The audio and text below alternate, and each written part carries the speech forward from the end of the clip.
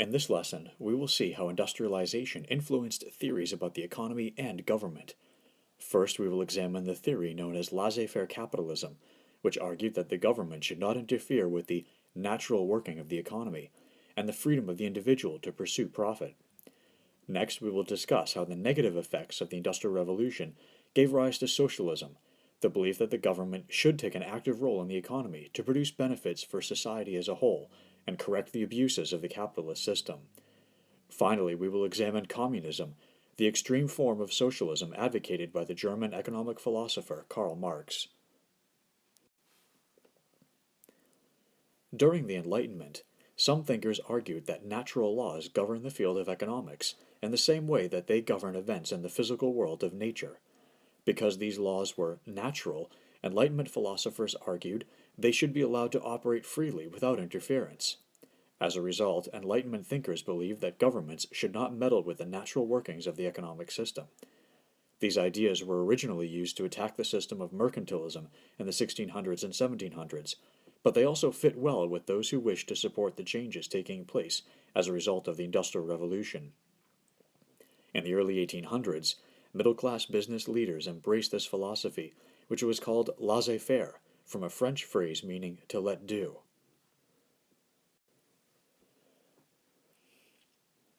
Laissez-faire beliefs became fused with the economic system of capitalism, which had developed during the Renaissance and Age of Exploration.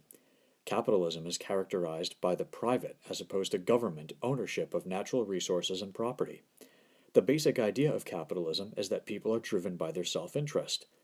If they are producers, they want to make money and then use this money to enjoy life and improve their social status. The money made by producers is called profit.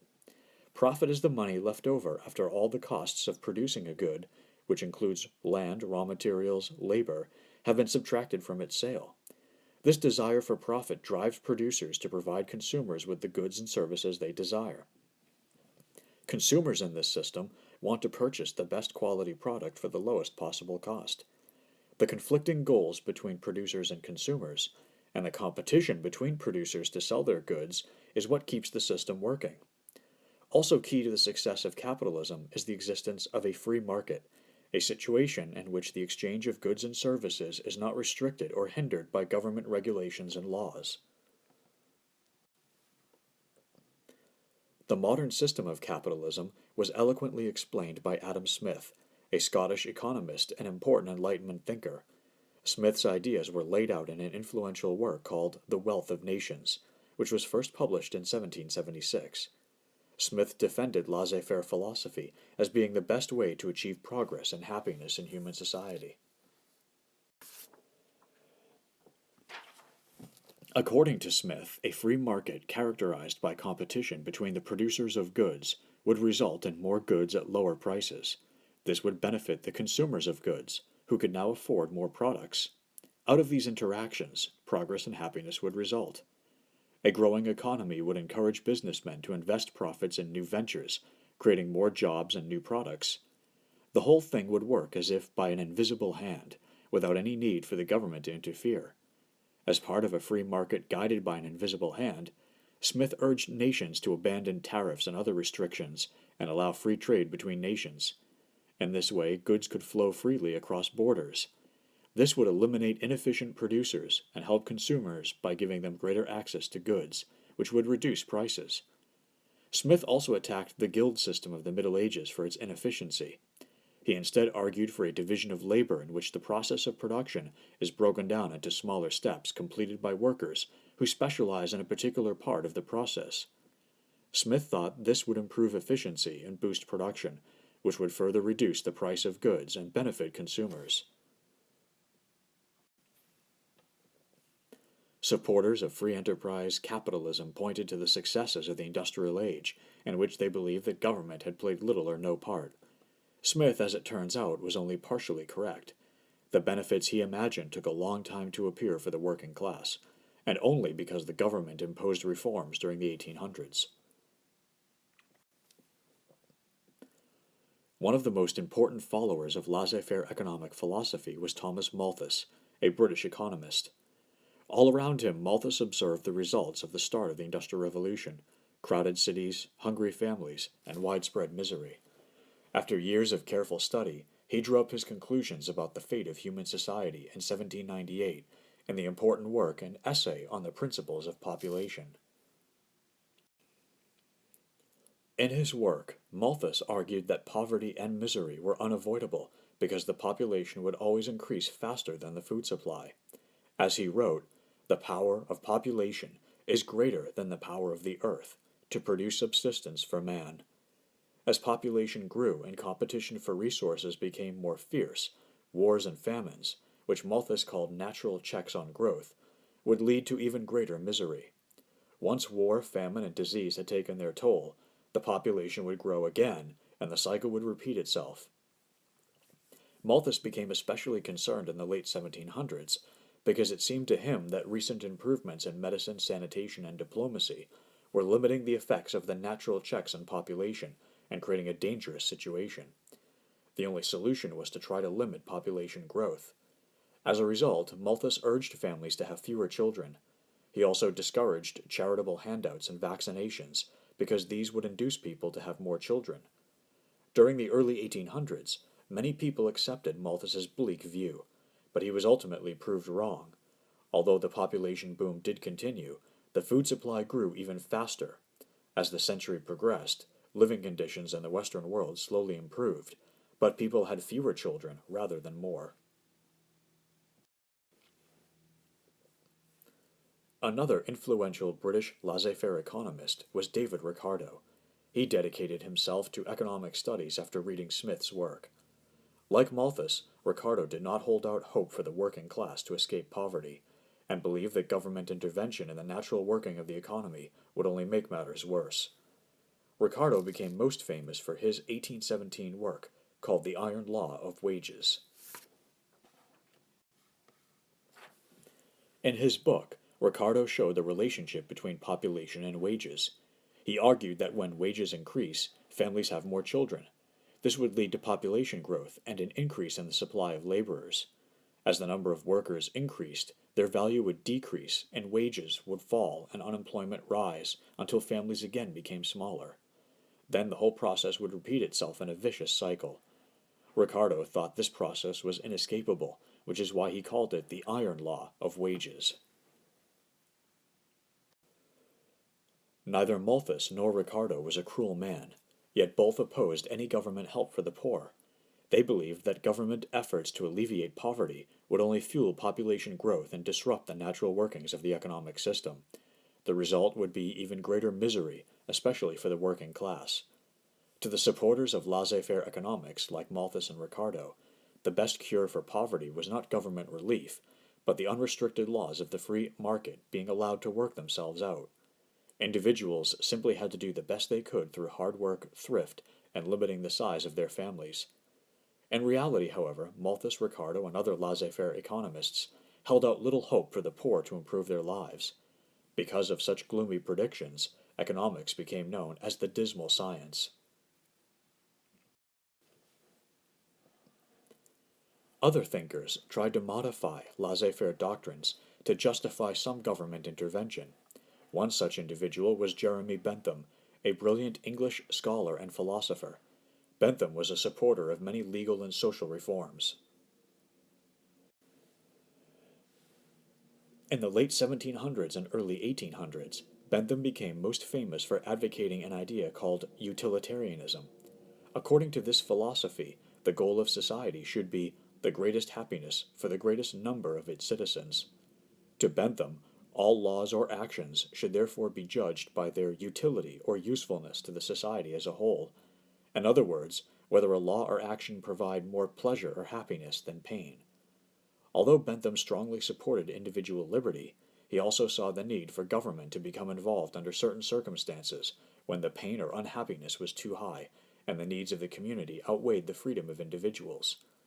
Utilitarianism therefore provided a philosophical justification for regulating the industrial economy in order to reduce some of its worst abuses. Bentham's ideas had a strong influence on another important British philosopher and economist, John Stuart Mill. Like Bentham, Mill was a genius who received an excellent education. Mill also was a great supporter of individual liberty, as well as an advocate for social, legal, and political reforms. His influence on politics, economics, and moral philosophy continues to be felt even today. Mill believed strongly in individual freedom. One of his most important works, the philosophical essay on liberty, published in 1859, was a passionate defense of the rights of the individual. However, Mill also believed that the government had to step in to improve the lives of the working class. While middle-class business and factory owners were entitled to increase their own happiness, Mill believed that the government should prevent them from doing so in a manner that harmed workers. Mill further called for giving the vote to workers and women, so that these groups could then use their political power to win reforms. Initially, most of Mill's ideas were seen as too radical. By the late 1800s, however, his views were slowly being accepted. Today's democratic governments have absorbed many ideas from Mill.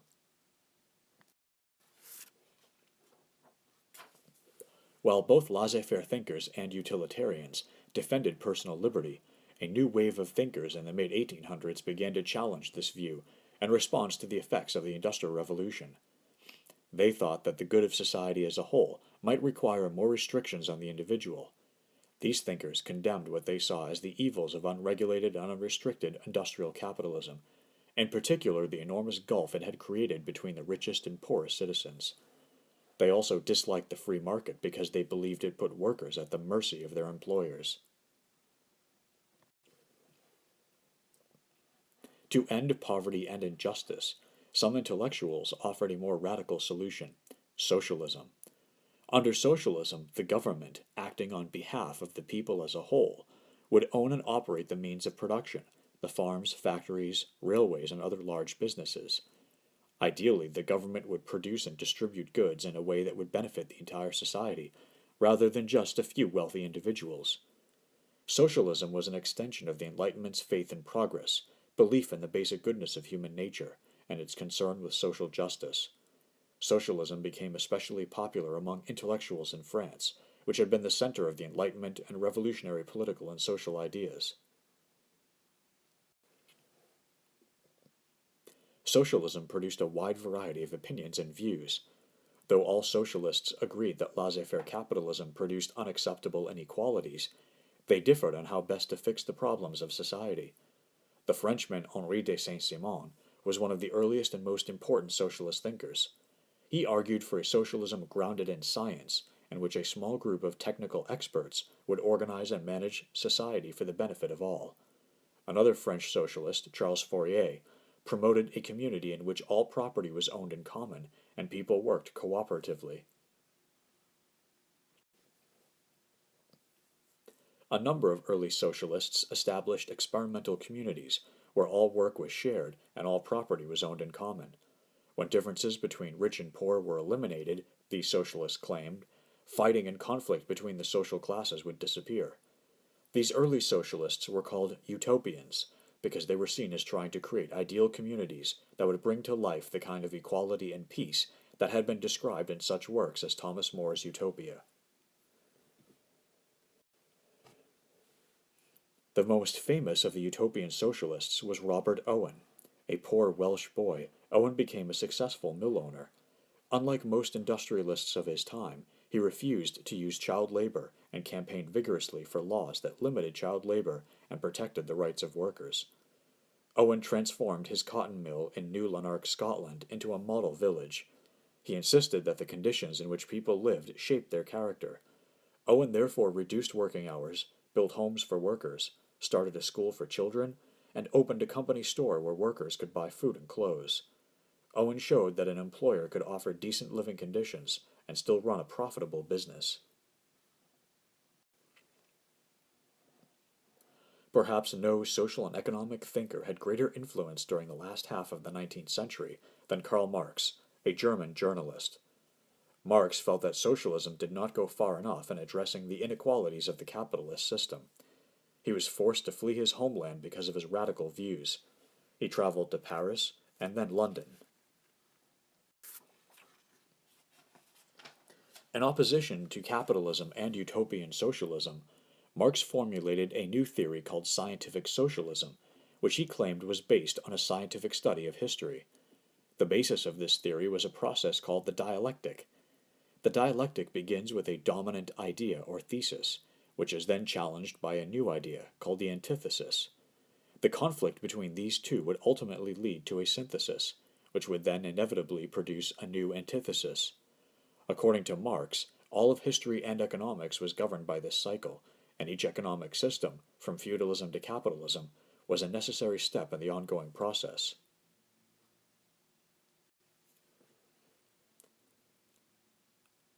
While in England, Marx became friends with another German socialist named Friedrich Engels. Engels' father owned a textile factory in England. In 1848, Marx and Engels worked together to write one of the most influential pamphlets in world history, the Communist Manifesto. In this short, readable essay, the two men laid out their vision for a new social order in which the working class would rule and all would be equal.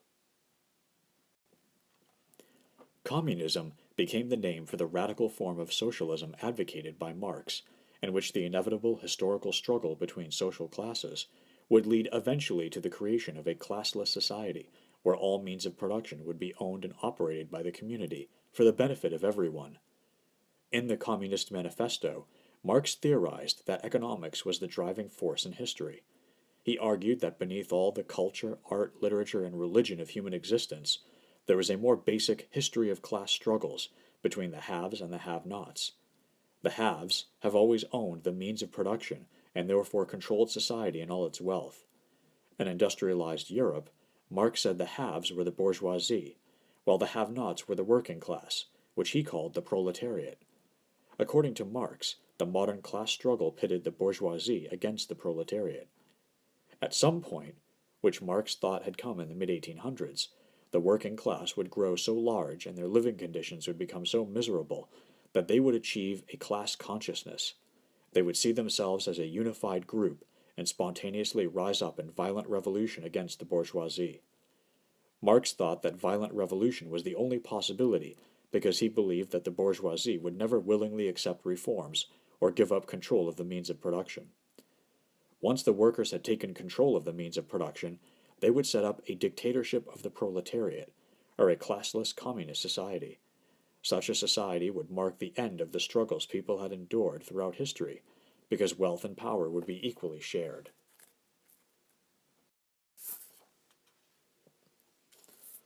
As time passed, many of the flaws of Marx's ideas were revealed. For example, Marx had once stated that the working men have no country, because he believed the workers would unite across national boundaries. Instead, nationalism won out over working class loyalty. In general, people felt stronger ties to their own countries than to the international communist movement. Marx also insisted change could only come through violent revolution. In the late 1800s, however, political parties in Germany, Britain, and France adapted Marx's beliefs to form a political ideology called social democracy, which supported a gradual transition from capitalism to moderate socialism through the existing political system instead of a sudden violent revolution. A leading figure in this movement was the German socialist Edward Bernstein, who advocated evolutionary socialism, which rejected class struggle and sought to achieve socialist goals through a process of gradual reform. Marx thought that the rich would never willingly accept reform, but Britain was already passing laws in the early 1800s that led to improvements in wages and working conditions. As further reforms resulted in a higher standard of living for many workers, the popularity of Marxist revolution decreased. Finally, Marx insisted that economics was the driving force in history, but time has shown that religion and ethnicity may be just as strong in their influence on historical events. Now that we have completed this lesson, examine the questions on this slide. After I finish speaking, pause the video and see if you can answer them based on what you have heard. Use this as a way to help you review for the assessments.